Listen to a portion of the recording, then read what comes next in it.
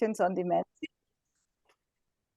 Yes, that's also good. You see that the notification that the webinar is recorded is popping up in your screen. This is for future references, so we hope you are okay with that. Okay, can we have the instructions for the Menti up so that we can start, yes, engaging together. So here you see, you go to menti.com or you scan the QR code on your phone, and then you put in the code you see below. And there you go. There's already somebody very quick and agile with Menti. And the first question is, which we would like to know, is where you're joining us from, so that we have a bit of an idea where everybody is now at the moment.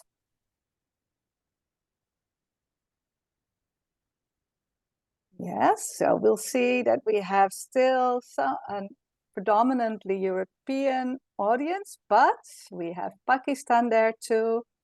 Bamako, Mali is joining us. Bienvenue, Bamako.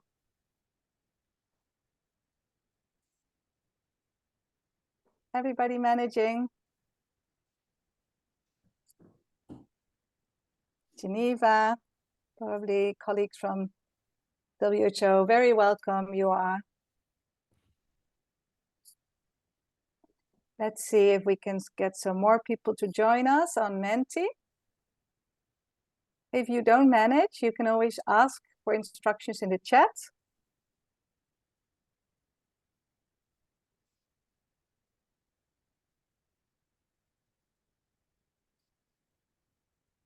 Okay, well. People are also giving their locations now in the chat, which is nice. Thank you, Jennifer. If Menti is not working, we'll find other ways. Yeah, I understand that. So let's move to Kenya. Oh, thank you.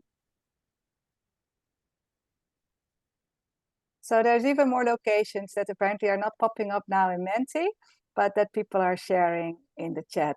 Oh, here we go. Now we have an adaptation. It's probably a quick reload to see that we have a diverse geographical audiences. Thank you all for sharing where you are, and you're all very welcome. Let's go to the next question, because we're also curious what kind of exposure you've had to this discussion on the coordination and the alignment of the interventions of global health initiatives. Let's see, have you ever worked on alignment of global health initiatives before? You ever attended a previous webinar maybe, or from these organizations or others? Have you read about it, studied it? Have you experienced it in the countries where you work, at the global level where you're active? Or are you just somebody who's new to the topic, but very interested and curious? All is good. But as we can see, there's already quite some people in the room, in the virtual room, who have some exposure on the topic. That's great. That means we have a lot of collective intelligence to work from today.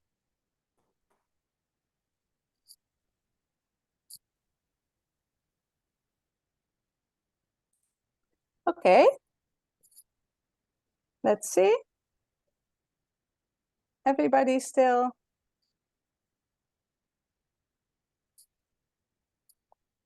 If you're still joining a Menti, the password is 4558. Oh, and then I lost the chat. 45583835 at menti.com. And maybe we'll do a last refresh. And then we'll move a little bit further, because this was just a getting to know each other. And now it's time to go to the program, to not delay the first speaker. But as you can see, a predominantly very well very well educated, let's say, audience on the topic. So that's great. Can we move to the agenda so I can take you, and the ground rules? Yeah, let's start with everybody. It's been a while maybe that you've been in a webinar, since face-to-face meetings have started to pop up again. But you know the ground rules probably. Remain muted during the presentations, and you can pose questions on what you are hearing in a presentation. So questions directly to the speakers in the Q&A actually. And when you have just some observations or you want to share some thoughts, please do that in the chat. So if you have very direct questions to the presenters, then do that in the Q&A. We will deal with these after each presentation shortly. So be precise and concise in your questions. And others who see questions popping up, both in the Q&A, you can actually vote for these questions to be dealt with. So our colleagues from the organizing group and myself, we will see which questions have most votes, and we will address these with preference in the Q&A. Yes? We have a longer discussion at the end of all the presentations. So even if you didn't dare to take the stage yet in the Q&A short sessions, hopefully you'll join us in the later sessions. Okay, it's a safe place. So please also in the chat refrain from any comments or that are inappropriate. I think with this audience, it might not be necessary to say this, but it's always good to really stress this. Okay. I hope that we really get a lively discussion and a highly participatory interaction in this webinar. But before you can really start participating in the discussion, you will be listening to a few of the presenters.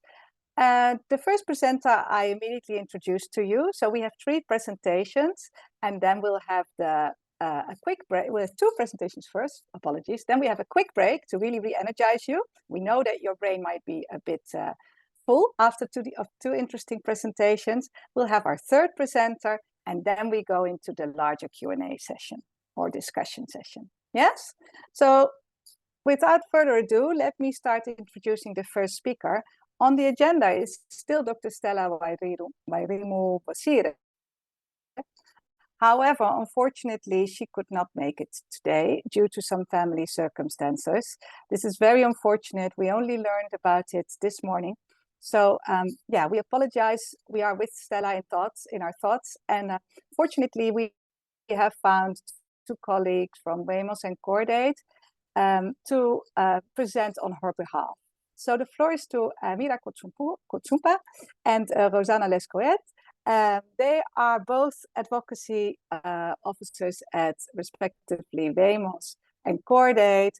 They have worked closely with Stella on this research. And in that sense, we get 2 for the price of 1. So thank you so much for stepping in at this late notice, and the floor is yours. Thank you. Thank you, Lindy, for the introduction. So yeah, we will try to fill Stella's big shoes today, but we'll try our best with Rosanna to share the findings of this study. So this is actually something that we had shared before in a webinar that we did with the Geneva Global Health Hub ahead of the World Health Assembly this year. At the time, we didn't have our policy brief published yet. So now this is ready. It had been shared with invitation to this webinar, and we would like to really dive into the findings, the main findings of this study. That was a comparative study between DRC, Mozambique, and Rwanda on the topic of the coordination and alignment of the Global Fund, Gavi, and the Global Financing Facility, the GFF. Next slide, please.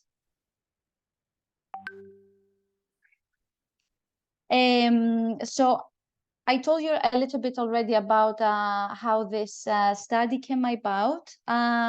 We are going to touch upon the main things of this research project, which was health financing, human resources for health, health data and information systems, supply chain management, community engagement, and gender equality. And interestingly, you will see in the general recommendation how everything circles back to global level recommendations that global health initiatives can take up based on the in-country findings. Next slide.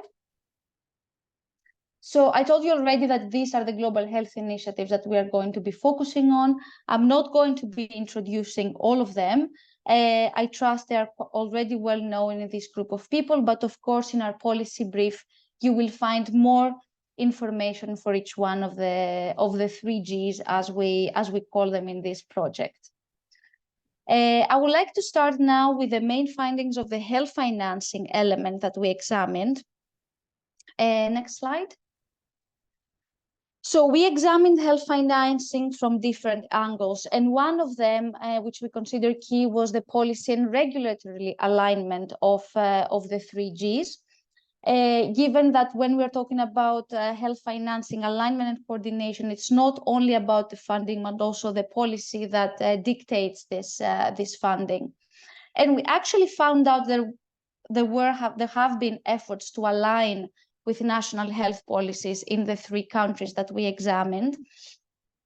I will give you just the example of Rwanda now, that it's a country that has published an aid policy, actually being a key instrument around which development actors, including the 3Gs, are strategizing around. Domestic resource mobilization was also a very interesting topic that we really wanted to include, given that the countries that we examine still rely heavily on external resources, including the 3Gs. Important note on this topic is that it's, of course, very difficult to attribute domestic resource mobilization progress to the 3Gs themselves. However, we highlighted in our findings some examples of their contribution to domestic resource mobilization. For instance, the GFF in its model provides some catalytic funding to countries, including the 3 countries that we examined, that brings together funding from other development countries, partners, but also the government themselves. Or, for instance, we found that Gavi is moving, for instance, in Rwanda, from a self-financing phase to co-financing status as we move towards the change in the country's disease burden and the country's need. So the 3Gs contribute to that using different models: catalytic funding or co-financing strategies depending on the needs of the countries. Next slide.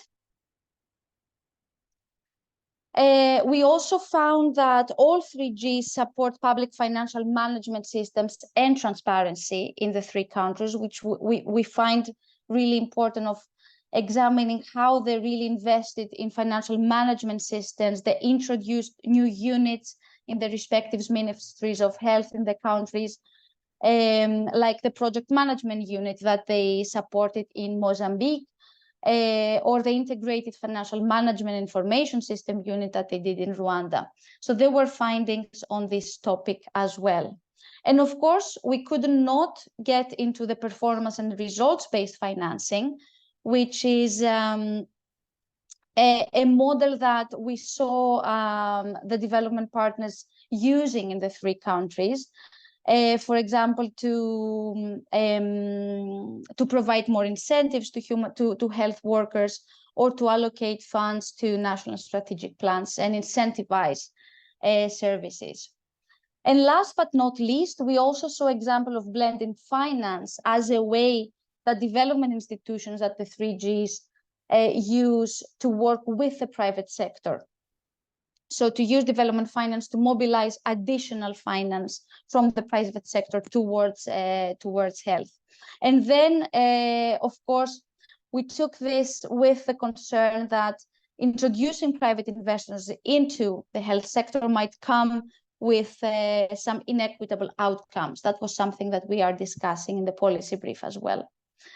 So overall, some recommendations with regards to health financing were the following. Next slide. So we really urge development partners to align policies with those of the recipient countries and develop plans with national governments and national authorities based on the national or local health strategy.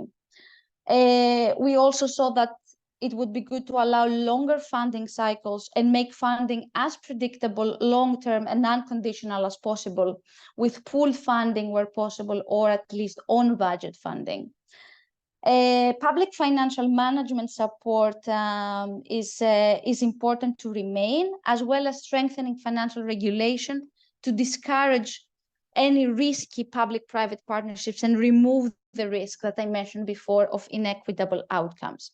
As you see, our recommendations, they might derive from the country findings, but they could apply more generally in the whole discussion of development partners providing support to health systems.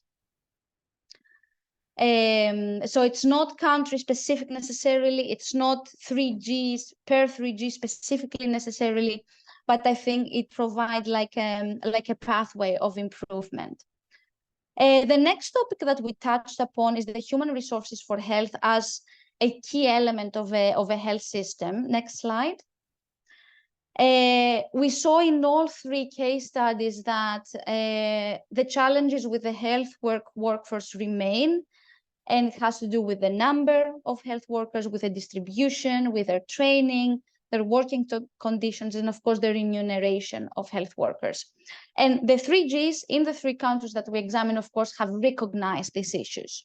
How they address them? Well, what we saw is that they focus a lot on in-service training and also incentive programs, like the results or performance-based financing that I mentioned before in the health financing chapter.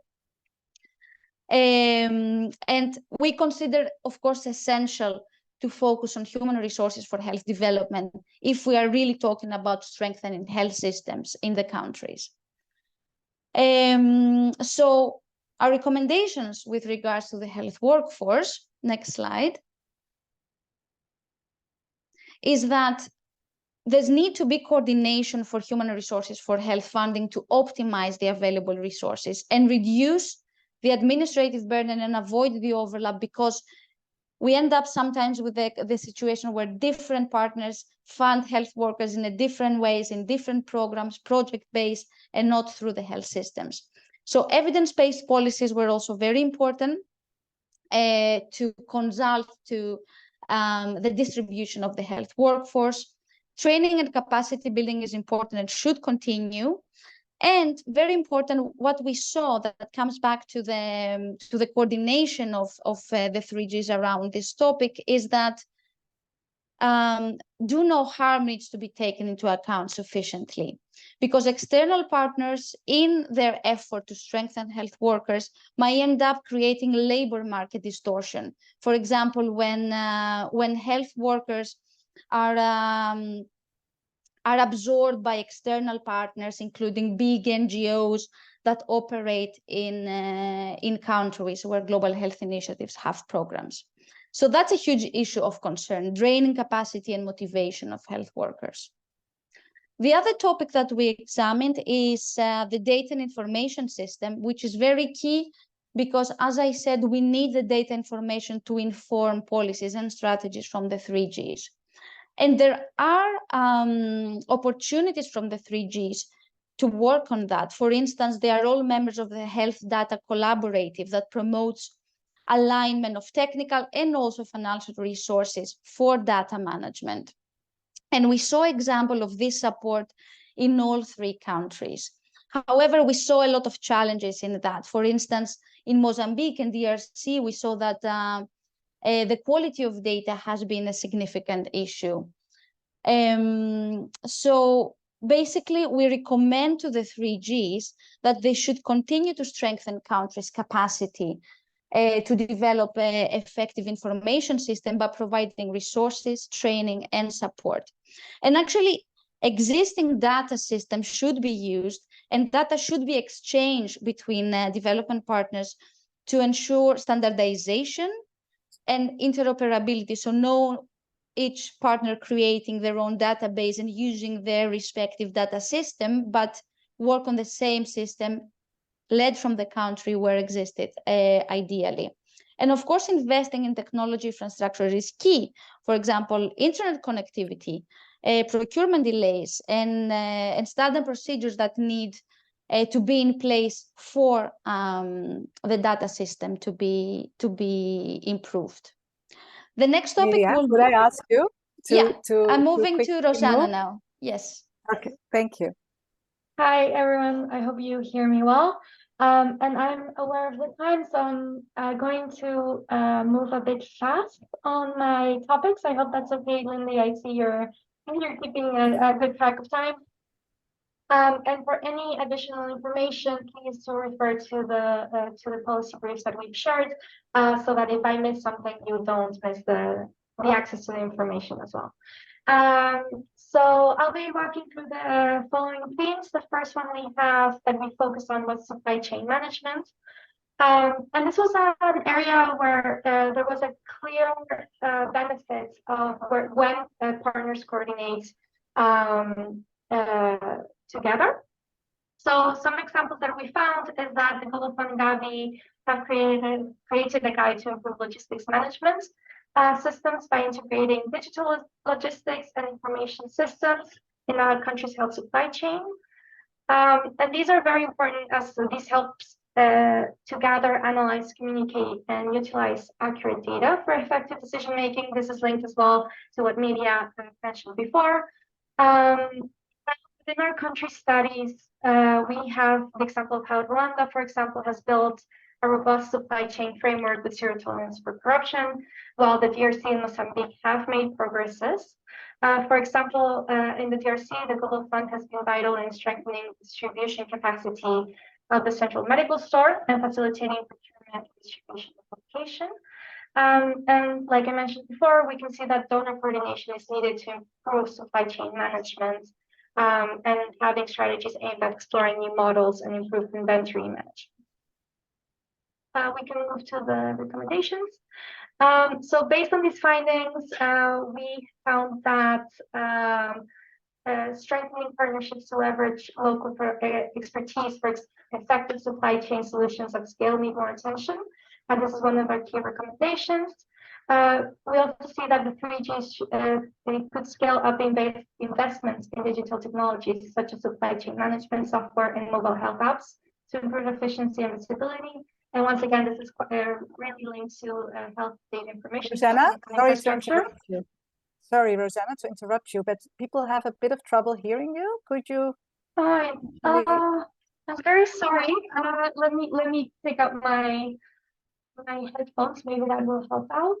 Maybe Miria, you could quickly take over since we're also a bit short of time while you fix the sound situation, Rosanna.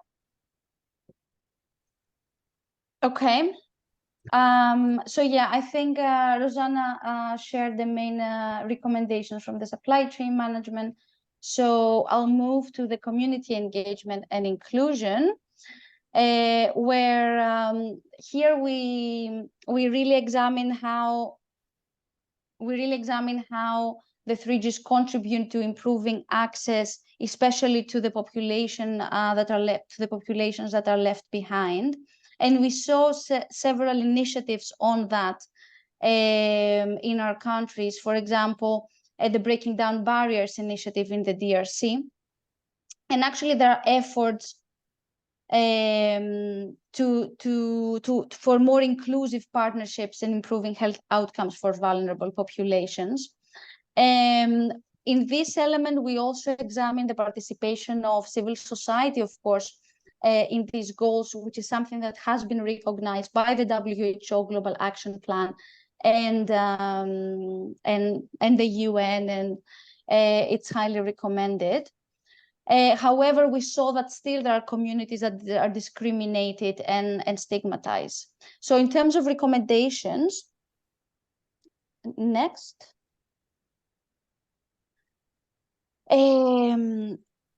Our recommendations are around supporting community-based health services and everything that comes with it in terms of training of health workers, and also really focusing on the participation and meaningful engagement of civil society organization, including in partnerships and collaboration. And that means not only the usuals, but also the marginalized communities to be included in program decision-making processes. The last element that we explored, Rosanna, you want to take over? Hopefully it works now. Yes, Can you... much better. Okay, great. So now we can move forward, and thanks for Rosanna, can you wrap up? well, can you try to wrap up in like a minute? I'll try. Well, then hopefully this doesn't diminish the findings on gender, because it's quite important. As gender norms and roles affect health-seeking behaviors and outcomes, we know this.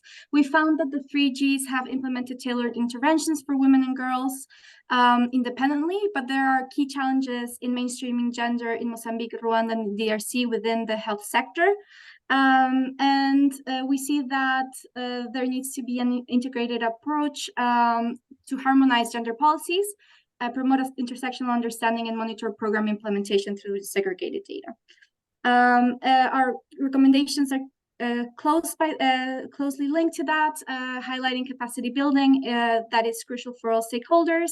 And like I mentioned, a comprehensive approach, harmonizing gender policies, and also really operationalizing the gender equality strategies and the commitments that 3Gs have already made. Sorry to rush through it. And then next in the general recommendations, we're back to media. So if you're okay with that, finalize. I'll just take 10 seconds for that. So you saw the recommendations of the different elements. We also came up with some general action. The main point is the call for really alignment with national strategy and stakeholders. Rethink the attribution and focus more on contribution to overall outcomes rather than attributing specific outcomes per partner. Create strategic indicators to really measure the coordination alignment process so we can hold development partners accountable, and share efforts also when it comes to assessments, to join assessments of programs. And I think we will hear more also from Susan on that. So thank you all. Lindy, over to you. Thank you so much, Miria. Thank you so much, Rosanna, and also for improvising on the sound. Yes, so this was a big, nice overview of so many interesting findings, and the reference to the policy briefs have been giving for more information. We had a small Q&A planned, but I don't see a lot of questions yet in the Q&A section. So I suggest also in light of time that we immediately move to the presentation of Susan and do a Q&A there. So all of you, if thoughts pop up in your head, don't be shy and don't hesitate to put your questions in the Q&A or in the chat, or your observations in the chat. Well, so then it's up to me now to introduce our second speaker, Susan Sparks. She's a health financing technical officer with the World Health Organization based in Geneva, and she has 15 years of experience in health economy and fiscal policy, health financing, all the topics that we are discussing today, and that there's room for improvement on alignment between the global health initiatives. She actually will provide us with an insight in a very practical analysis to improve cross-programmatic efficiency. So Susan, so happy to have you, and the floor is yours. Thanks, Lindy, and I'm happy to be here. I understand my function is to create somewhat of the middle of a sandwich here between Linda's presentation, which will really focus on the future of global health initiatives, and then this previous discussion that really focused on the 3Gs. And what I'm going to be focusing on is really about the articulation of not just the global health initiatives or the 3G funding, but what we think of as programmatic funding streams, verticalized funding streams, and governance structures, and how they're situated within the overall country health systems in which we operate, and also to give an insights into a method that we call cross-programmatic efficiency analysis as a way to begin to unpack and to think about these issues, which really do differ country by country. So we can go to the next slide. So I'll quickly go through what are this terminology, cross-programmatic inefficiencies, what is cross-programmatic efficiency analysis and where has it been applied? And then what are some of the cross-cutting findings that are coming out of this application in 16 countries and growing right now? And then what are some of the policy implications? And I think hopefully giving some clear indication of why this particular analytical method and the findings are so relevant in the context of thinking about this question of donors and global health initiatives and how they're situated in relation to domestic financing. So we can go to the next slide.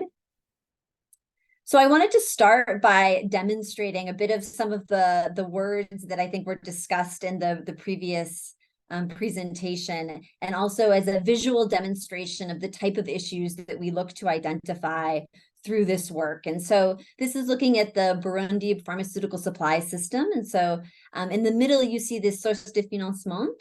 And so one of the questions that we have from a financing side in particular is, how much are financing rationales or pots of money, pools of funding, whether domestic or external, actually driving the organization of systems? So whether it's supply chains or information systems or the services that people need to receive, is it really designed, are these systems really being designed based on how they should be most effectively and efficiently delivered?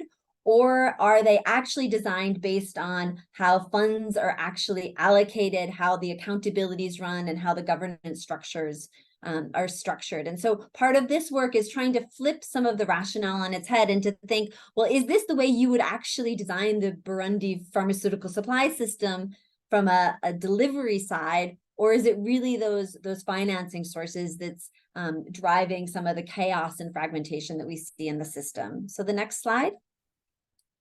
So as part of this work as well, we go in and look and understand how these different programmatic funding flows and programs themselves are structured in systems. And so this is coming out of the work that we've supported in Kenya, and just looking at the number of supportive supervision visits in a model health facility over a 6-month period. And so this is looking at the number of different supervision areas, the different supervision teams, the different levels of the system from which they're coming. And so what the team that supported this work saw was a number of uncoordinated supervision visits, really programmatically driven. And this becomes a concern, both from an input side, from the transport and logistics, but also in terms of what's the actual impact at the facility level. How much time are the facility managers spending in terms of management with these supervision visits? And is there a way to more coherently coordinate these processes to better support the efficient delivery of this actual intervention? So if you go to the next slide.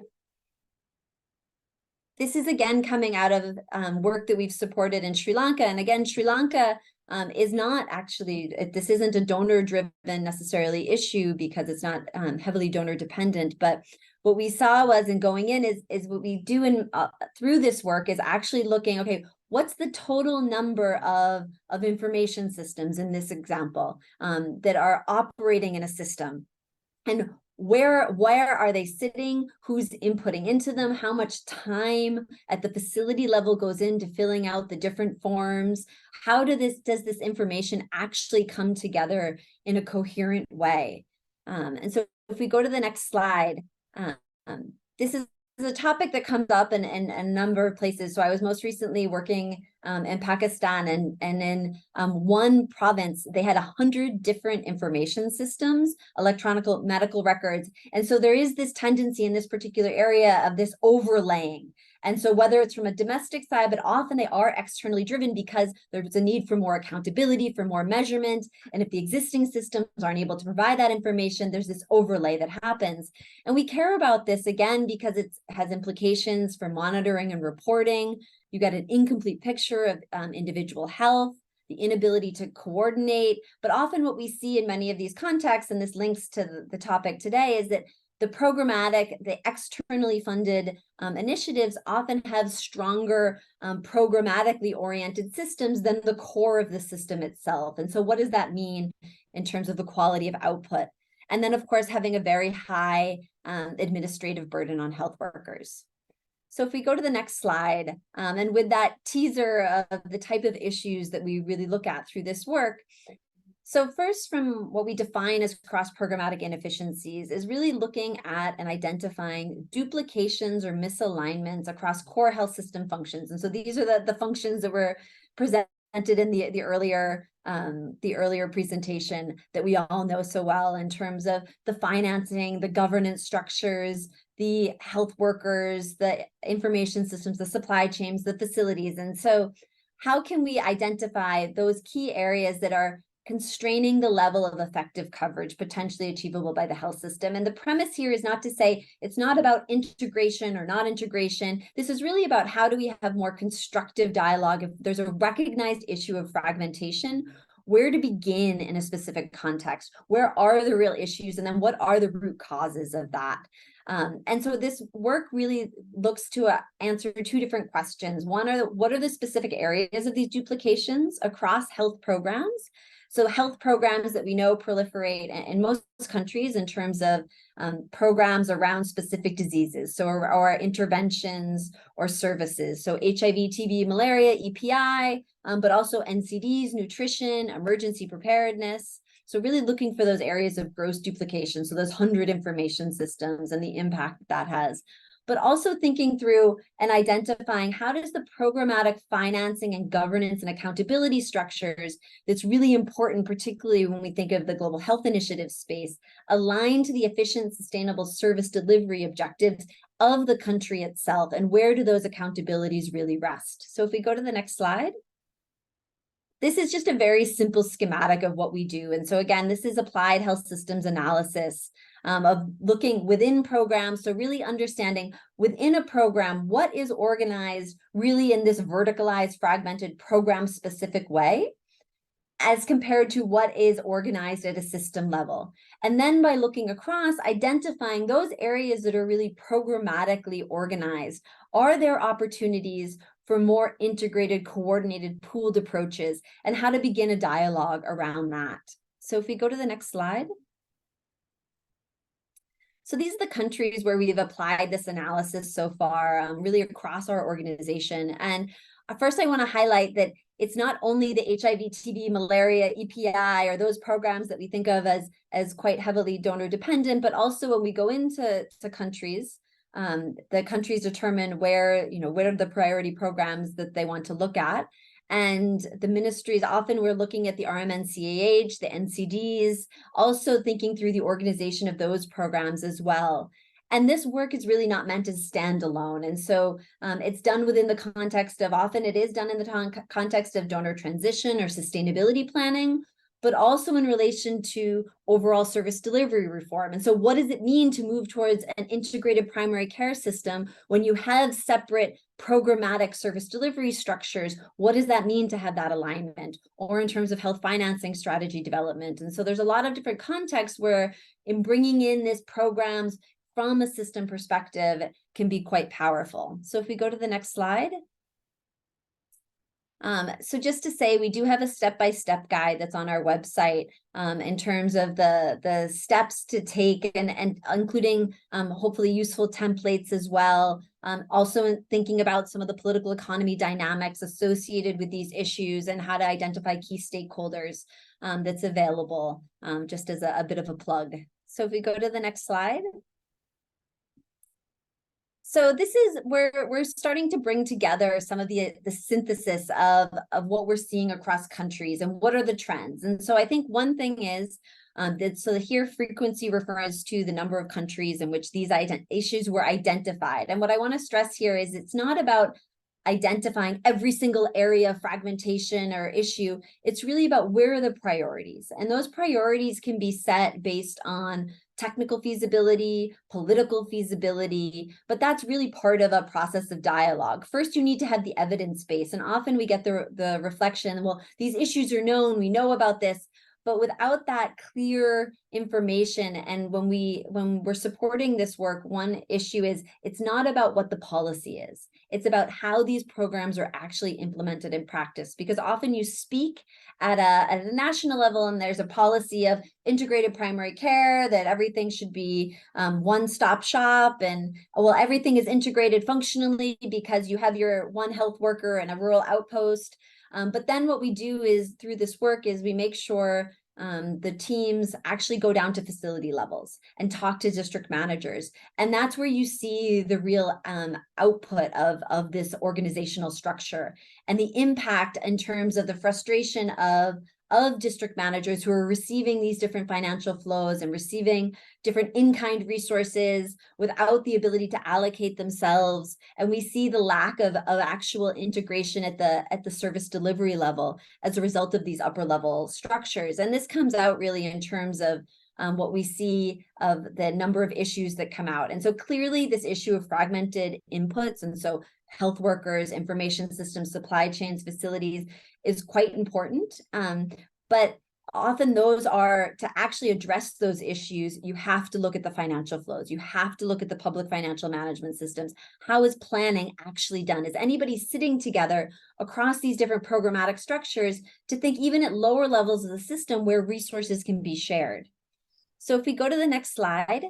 Susan, can I ask you to bring of course the presentation to a conclusion? Thank you. So the main conclusions, as we're seeing, is that in this work is that there really are siloed health financing systems. And again, these are broad generalizations. So on the external side, we see the proliferation of off-budget, off-cycle, misaligned external funding, really leading to distortions across the system that lays alongside really rigid domestic public financing systems that are often locking funds, the domestic funds, into salaries. And so even if the external funds look small in the system, there's very little flexibility on the domestic side. And so those external funds, which are often programmatically earmarked, can have a lot of power in the system. And this leads to this unsustainable programs with poor budget execution. And again, these are generalizations, and this work really does look at problems in the system and identify those areas of inefficiency, and really leading to these misaligned incentives and this disconnect with what's going on about discussions and priorities on the service delivery level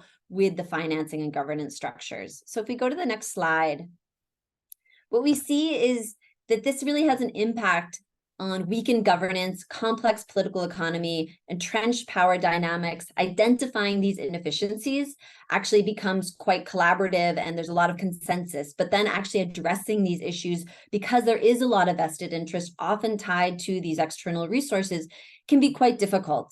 And really having this duplicative and disconnected system organization and service delivery.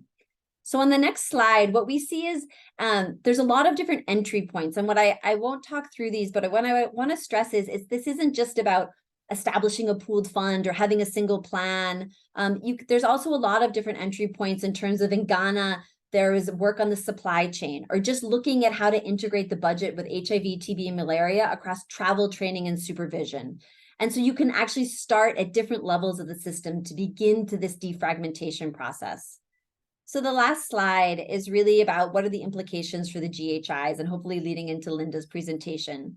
What we see is that programmatic funding mechanisms and governance structures, despite changes in policies and strategies at the global level, we're not seeing those changes in terms of the actual funding mechanisms. And that's where the rubber meets the road, and in terms of addressing some of these cross-programmatic inefficiencies.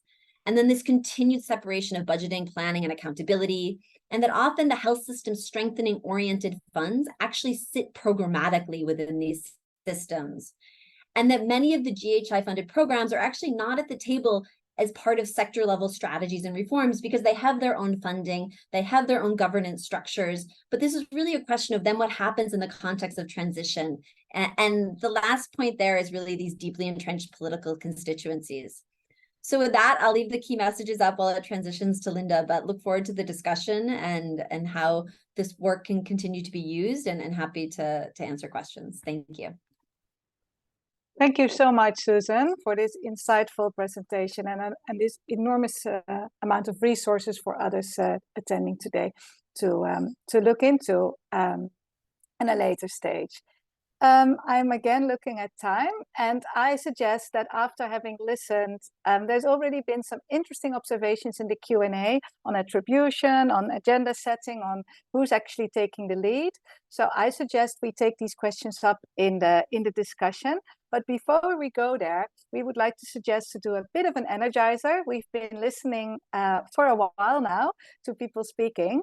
So I would like to invite you to all stand up and do a little dance with us. Because this is a twofer, and there's no better way to coordinate actions than through dancing. So if everybody wants to stand up, and those who need a bio break, you take your bio break. But those who are with us, please dance along. Yes, sorry. Now we can start.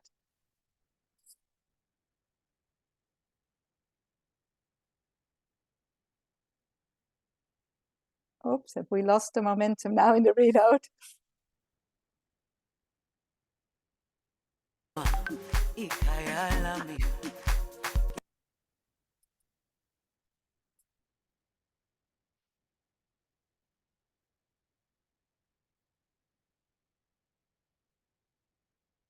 We have a bit of an issue, I think, with the loading of the clip.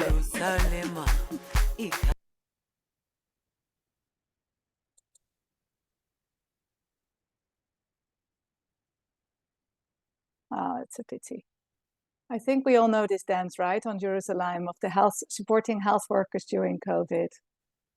You might have danced it before. The idea was that we would follow jointly the choreography and see each other and see how we all dance differently, but at the same time, try to coordinate and align our choreography as much as possible. But with that message and metaphor still hopefully with you, I suggest we leave the Energizer because the loading is not taking place. And we'll just take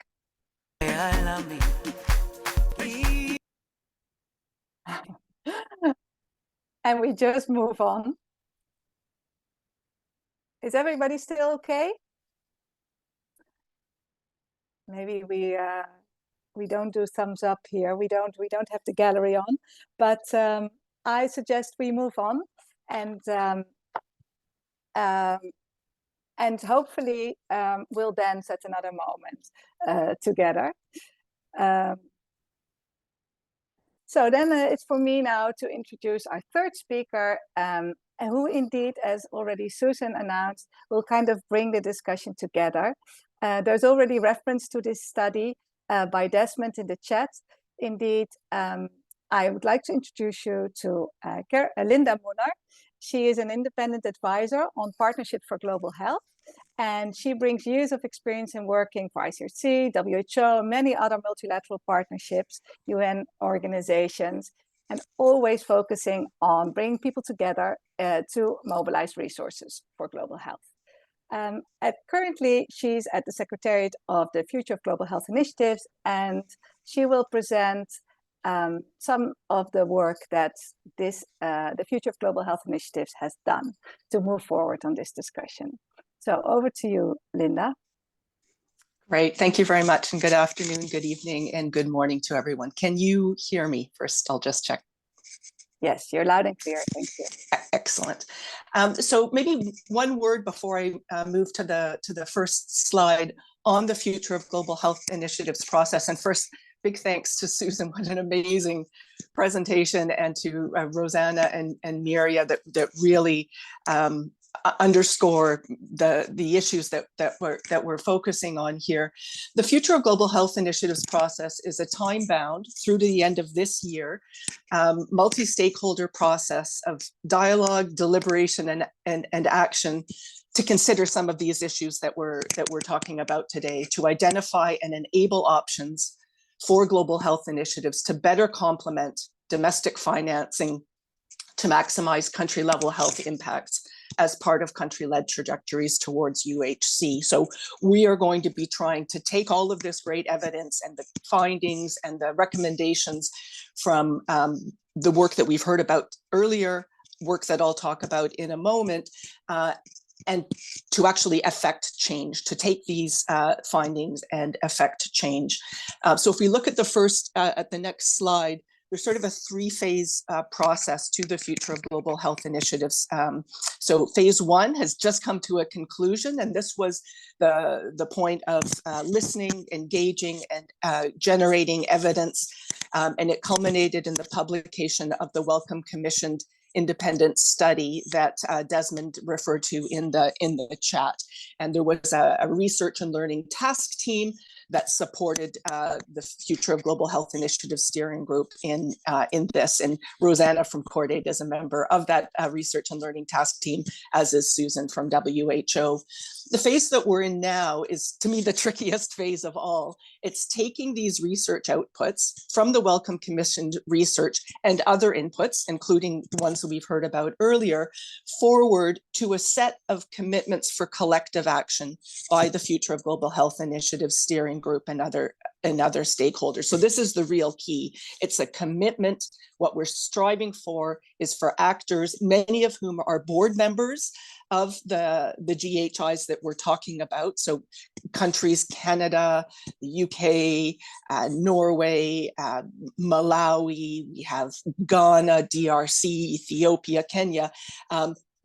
What are their commitments to change so that we end up addressing these problems, not only talking about them again and again and again?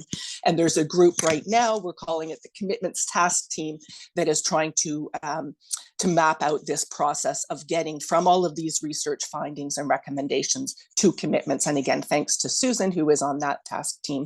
And then phase three, which will be January 2024 and beyond, is really putting in place a mechanism to monitor the implementation of commitments. Next slide, please. So this is making the point here on the right-hand side, the big blue box, the Reimagining the Future of Global Health Initiatives, is the Wellcome Commissioned research that I'll say a few words on. It's feeding into the Future of Global Health Initiatives process and deliberations, but so too are many other streams of work. So for example, on the left, you have the SDG 3 GAP report for 2023. At the bottom, I've highlighted the presentations that we've heard today, and many other inputs, including from the World Bank, from IHME, from OECD, and WHO. Next, and I should say the analysis and the findings and the recommendations are all super aligned. So what the Wellcome Commissioned Reimagining the Future of Global Health Initiatives report came up with in terms of recommendations and findings is completely aligned with what we've heard in our first two presentations. So I'm actually not going to go into those findings and recommendations, but rather stay at a very, very high level. So the recommendations, though, to make the point, form the basis for ongoing consultations driving toward commitments for action. So the background for this study was commissioned by the Wellcome Trust to feed into the Future of Global Health Initiatives process. The research took place in quite a small time frame from February to July of this year. And it was not an evaluation of any single global health initiative, but rather looking at the ecosystem and really focusing on country perspectives towards achieving universal health coverage. The aims of the study were to outline a vision of what GHI should seek to achieve over the next 15 to 20 years, to strengthen health system capacities and deliver health impacts, to analyze the extent to which their current mandates and ways of working will need to evolve to enable them to effectively, efficiently, and equitably deliver on this vision, and the contextual factors that would support or hinder such a shift. Finally, to provide recommendations on how and how mandates and ways of working should evolve over this period of time. Next slide, please. So the vision that was laid out in the report was that of a global health system. We can all aspire to this, a global health system where all actors, including global health initiatives, contribute effectively to the achievement of country-led UHC and hence equitable population health and well-being. And this means that all actors plan, fund, evaluate, and account for their funds and programs to national governments in a coherent and integrated way, working in synergy with other global health actors and based on their comparative advantage countries' priorities and needs, and the imperative to build country capacity to sustain UHC through strong and resilient health systems, and recognizing this is going to require changed behavior on the part of all stakeholders, including funders, including implementing countries, including the secretariats of the GHIs, the boards of the GHIs, etc. So in terms of roles, this vision implies that implementing countries take increasing responsibility for essential cost-effective interventions. GHIs support countries in this effort, embedding sustainability, supporting affordable commodities, and setting clear trajectories toward transition, and donors really needing to shift accountability for delivery more to countries, demonstrating a higher risk appetite and accepting broader PHC and UHC results. Next slide. I will say that we're feeling a real momentum behind the FGHI process with political commitment building. It's this initiative, this process is fully aligned, for example, with Africa CDC's new public health order. Some of you will be aware that the G7 leaders communique, both the health ministers communique and the leaders communique, were quite strong in recognizing the need for overarching system level coordination and alignment, and looked forward to the outcome of the Future of Global Health Initiatives process. One of our two co-chairs, Mercy Mongane, who's the former Chief Administrative Secretary of the Government of Kenya, has been invited by the President of the General Assembly to join the UHC-HLM panel later this month in New York. And this process was high on the agenda at last week's Africa Health Leaders Policy Forum and in the WHO Afro Regional Committee side meeting, strategic priorities for Africa's engagement with GHI. So there does seem to be some momentum that's building that we are hoping will translate then also into this collective commitment for changed behavior. Just two more slides and then I'll wrap. This is the next slide. This is a visualization of the process, the 2023 roadmap for the Future of Global Health Initiatives process. The first bar being the research work, the culmination with that blue square in the publication of the final report, and then the policy dialogue that is accompanying this report that will lead to a statement for collective action. We're hoping that that will come at UHC Day in December 12th, later this year. And we're looking for increasing dialogue with the GHI boards, and we've requested technical briefings with the Gavi and the Global Fund boards this month to socialize these issues, these findings, and begin a conversation about the changed behavior that's required. And then the enabling environment along the bottom, some of the political moments or some of the big events that are helping to amplify the issues. And then finally, the last slide is sort of a line by line key dates from now until the end of the year. The report was published last month. We're holding two webinars on the research findings. One was last week or the week before, and one is tomorrow. And then I referred to the Afro Regional Committee meetings. We have invited responses to the report, and those can be sent to the email address on the screen. We have the UHC high-level meeting, and we'll be having a side event, a small roundtable side event at UNGA to begin again to tease out how different stakeholders can begin to commit to changes and how they support countries. There will be a dialogue at Wilton Park, and then in late November, we're hoping in the margins of the Conference on Public Health in Lusaka, we're hoping that we will be able to gather key stakeholders, our steering group and others, to finalize commitments that we can then launch on UHC Day in December. So perhaps I'll stop there and invite questions and hand it back over to our moderator. Thank you. Thank you so much, Linda. Yes. So now it's really time for you. So to participate in this discussion. I've already seen some interesting observations, both in the Q&A and in the chat. So maybe we can stop the shared screening so that we can all see each other, or as many as possible. We're still with almost 60 people in the room, which is great. And if you want to raise your voice, raise your hand, feel free to do so. I am referring to some questions that were posted earlier on the chat.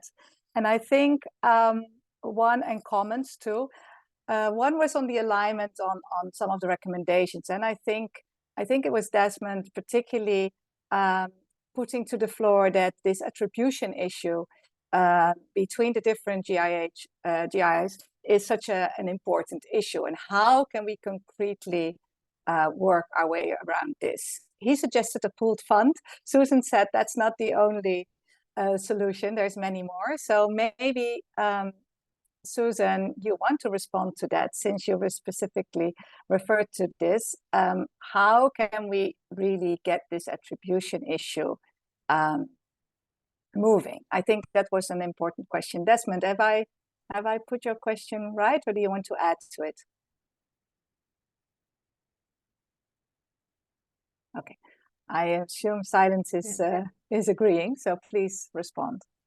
Okay, I think there are two aspects. One, on this agreement on the attribution factor. I think this there's a large accountability issue in terms of where the accountabilities actually lie for these global health initiative funding, and if they really do lie with the people they're serving and the people who need to receive the services, as opposed to the boards to which they need to report the KPIs. And what I've seen is that there's a big input focused. And so it's not just about reporting on outputs, it's actually input level financial control. And so full agreement in terms of moving towards more country-oriented accountability platforms, moving away from input-oriented programmatic control to what does a shared accountability framework look like? In terms of the pooled funding, I think that there's a lot of different things on the table in terms of these discussions, and Linda and the work of the FGHI are touching on a lot of it. But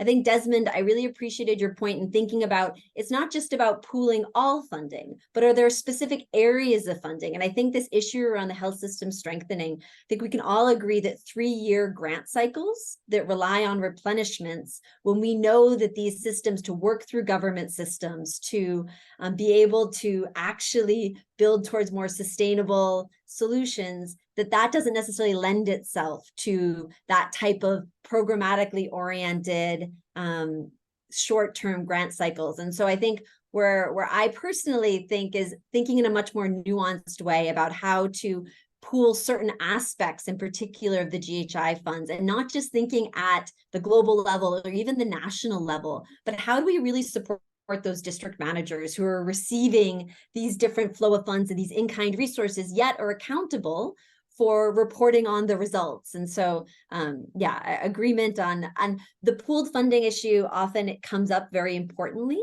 And the reason I say it's not the only option is because it's often politically very difficult. And so how do we think about the suite of options? Thanks. Thank you for that. Is there anybody from the countries, maybe even a district manager, who could actually reflect on how what could help in terms of, making or organizing this, what Susan just brought to the fore? Is there anybody who wants to reflect on what Susan just said? Just raise your voice. This is an open and safe space. You can also raise your hands. Then you'll be unmuted. Or you can even unmute yourself.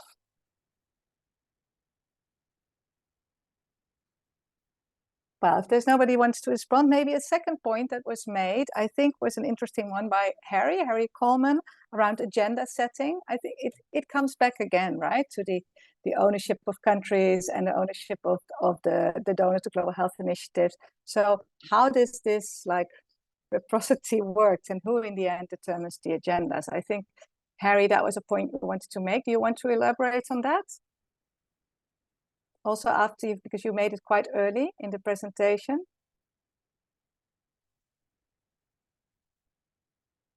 Or are you no longer there? I'm trying to give people the floor who spoke out earlier.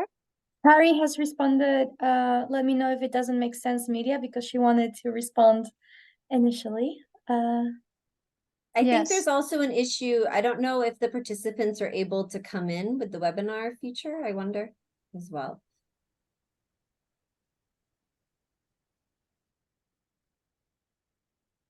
I see now a hand raised by Harry.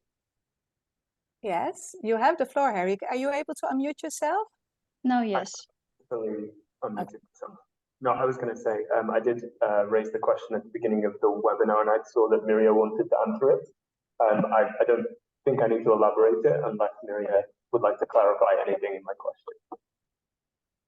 So just a few thoughts on that, Harry, about the funding agendas.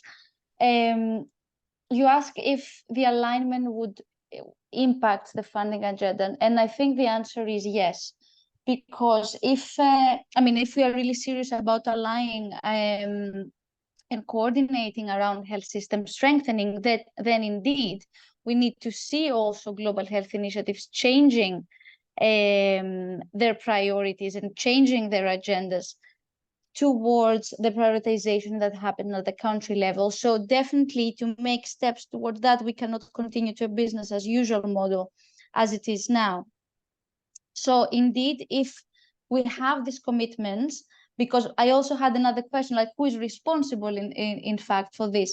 So if we have the commitments towards that, this commitment should be taken on board both by the global health initiatives, thinking about the boards, for example, and governance structures, and the country relevant authorities like ministries of health or of finance. So changing in the ways of working, I think would come from both sides, but definitely it will have to change the funding agendas of the global health initiatives. As well, the ways of providing financing, the ways of raising financing, the funding cycles are reset. So yes, that's for sure. I see Andes also wants to respond to that. Thanks. Yes, Anders, please take it away. Thank you, Miria and Lindy. Actually, I just want to comment on Susan's 2 points of Susan's presentations. One regarding the alignment, and the other one regarding the health sector financing. The first point regarding alignment, one of the things that I would say, at least for the Mozambican context, is that there is some reluctancy, is that correct, from the donor side in using national systems. I mean, you have those big donors like World Bank, like Global Fund, even Gavi, although Gavi is already using the national systems, which part of the money goes through the systems of planning and budgeting, but the most part of resources are used vertically. So they are using international NGOs. So we are, as civil society organization, even the donors pushing for them to align, for them to use the basket funds, the common fund. But you know that there is this suspicious attitude towards the African governments, including Mozambique, regarding specifically on transparency, accountability. So how do you manage this? How do you reconcile the necessity of using the national systems for system strengthening, while donors are afraid to see their resources mismanaged and misused? So it is a complicated issue. And regarding health finance strategy, I will try to be brief. Yes, please. The thing is this, for our setting, it is complicated because you see, the government wants to maintain its position in power.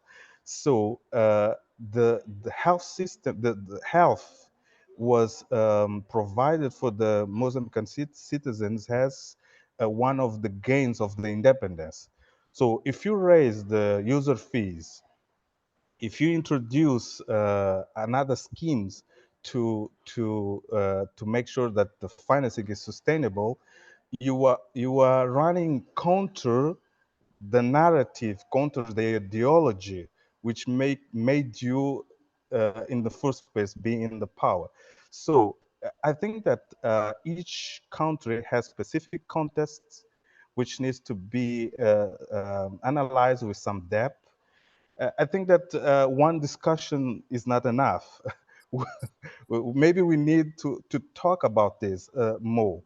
So I will stop here and give the floor to other colleagues. Thank you. Thank you so much, Anders, for sharing this. And yes, of course, these political, structures and governance structures, but also vested interests were already a bit referred to quite a few of the presenters as blockers to change. However, they're usually, I'm an believer in advocacy, particularly of joint advocacy of people united here together.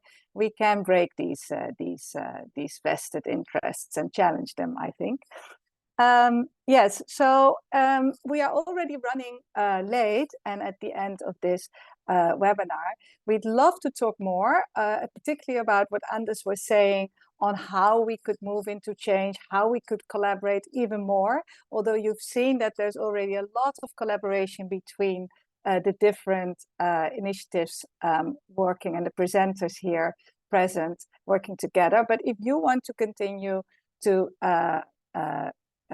engage in this discussion, do not hesitate to reach out to the organizers.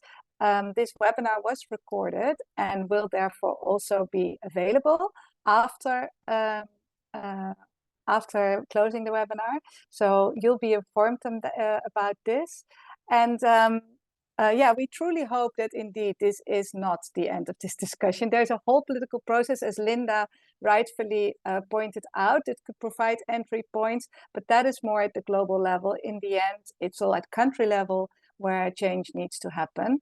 So thank you all for being creative in finding these ways for change, since it starts with us. And I'm sure that together we'll find a way. I don't know from the organizers if there's some last takeaways that you want to give to the audience to ensure that they also feel that this has a follow-up, because I think there's a clear call from some of the people that this is that they want to continue to engage. Media, Rosanna, do you want to?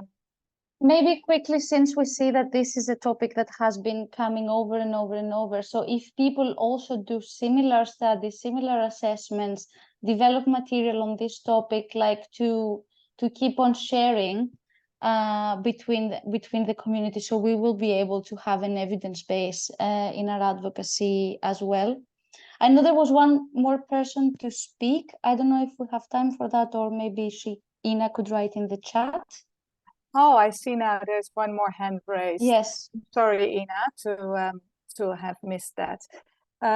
Yeah, I am then accepting that we run over time, and I will give Ina the floor. I hope you can stay on a bit to listen to what she wants to bring in, and after that we'll close. Thank you, Ina, for quickly making your point. Can you unmute yourself already? Her hand went down. Maybe she was also stretched for time. No, she's here. Oh no, she's there. Yeah. Yeah, no, it's okay. I just wanted to comment on the issue of sustainability in health system strengthening approach. I wanted to give an example of my country where funding, of course, through the CDC mechanism is through the ministries of health, and they're leveraging that resource to build systems. However, we also have funding that's channeled through USAID. And I think the approach is a little different there, where the NGOs are directly implementing the programs.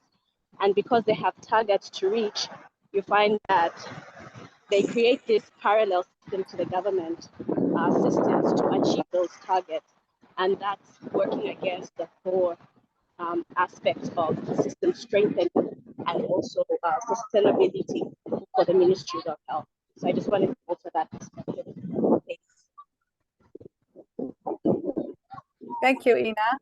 I think your point was indeed that, which was already confirmed by some others too, that these funding silos are not helping at all in the coordination, and that's a hard job also for local ministries. Where are you based, Ina, just to clarify?